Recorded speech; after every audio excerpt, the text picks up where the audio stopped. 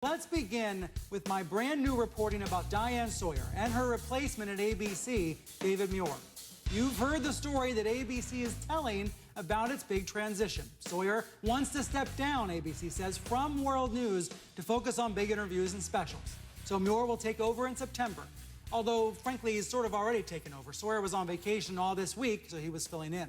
And as for George Stephanopoulos, well, ABC's story is that he was not passed over for the top job. Rather, he will be the chief anchor for the whole network, coming in whenever there's big breaking news. So that's ABC's story, but I don't believe it. And neither do a number of my most reliable sources at ABC. For example, here's a big question that they're asking. Why isn't Diane being guaranteed a certain number of primetime specials each year? Or being given her own production unit like Ann Curry got after being booted from the Today Show? Now, there are lots more questions about this, so let me bring in another reporter who's been digging around, Lloyd Grove. He's an editor-at-large for the Daily Beast and an authority on all things media. Lloyd, thanks for joining me. Pleasure. Let me go straight at this first question. Do you think Diane Sawyer is leaving of her own choice? I think that these discussions have been going on for months. Diane's 68, so obviously they needed to look at a generational change at some point. And Diane is a realist. On the other hand, she's done very well for ABC News. She's beat Brian Williams in the all-important 25 to 54 age demo on which advertising is sold. So they're going to be very respectful to her. And if they brought it up first, I'm sure she agreed. And if she agreed, I'm sure it was with a lot of sweeteners, and her new gig is going to be pretty wonderful for her, I would expect. Yeah, that's where I'm skeptical, because she doesn't seem to have a dedicated job. She'll have an anchor title, but she won't have a staff, it seems like, to work with her, things like that. Tom Brokaw, on the other hand, when he stepped down from the nightly news chair 10 years ago, I think he had a 10-year contract and a special correspondent title. So are you as skeptical as I am that she will, in fact, have a clear role at ABC? I am not as skeptical as you are, but you might be right. Who knows? It's a crazy business. She comes from the era of the Roone Arledge anchor monsters. She was one of 3 or 4 on-air people who were actually running the news division during Roone Arledge's tenure there. And she is not somebody to sort of take anything that she doesn't like lying down. So, and plus they have great respect for her. She's, the last quarter, she beat Brian Williams in the demo for the first time in 6 years. So they're going to treat her with great respect and deference. You know, and people at ABC say she's going to do the biggest interviews in the country, do the biggest specials, that those are going to be the goals for her going forward. I want to play a soundbite from last week's Reliable Sources. I was sick, so Jeffrey Toobin was thankfully filling in for me. He talked to Dan Rather about this idea of the evening news fading away, and here's what Dan Rather said.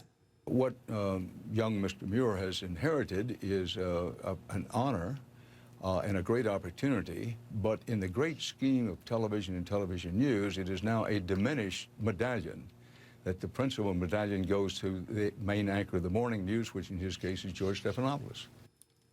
Another person close to ABC said to me that David Muir is a blank slate. Would you agree with that, Lloyd? I don't think he's a blank slate. I think in terms of the numbers he draws when he subs for Diane, he holds or sometimes improves on those numbers. His weekend news anchoring, he has healthy numbers, and this is obviously a business about numbers. And he has he's a young guy, he's only 40, and he has a rather distinguished reporting career. So he's no Dan Rather. He doesn't have the sort of larger-than-life movie star personality that anchors like Dan and Diane have had. But, he's a young guy, and it's a long game, and we'll see how it develops. I was struck by the fact that when you wrote about the transition announcement, your headline was about George Stephanopoulos. You wrote, George Stephanopoulos wins ABC's chief anchor crown. You were focusing more on that part of the news than the evening news. Why was that?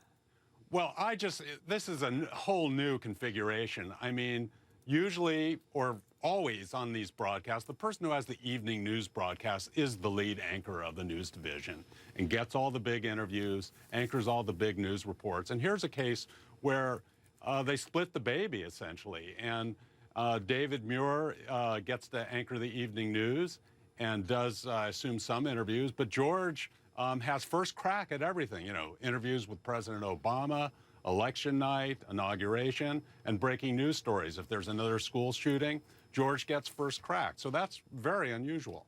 Is there a rivalry you think forming? Because my sense from the last 10 days has been there's a camp for George and there's a camp for David. Each of them are saying different things about how involved the other guy is going to be.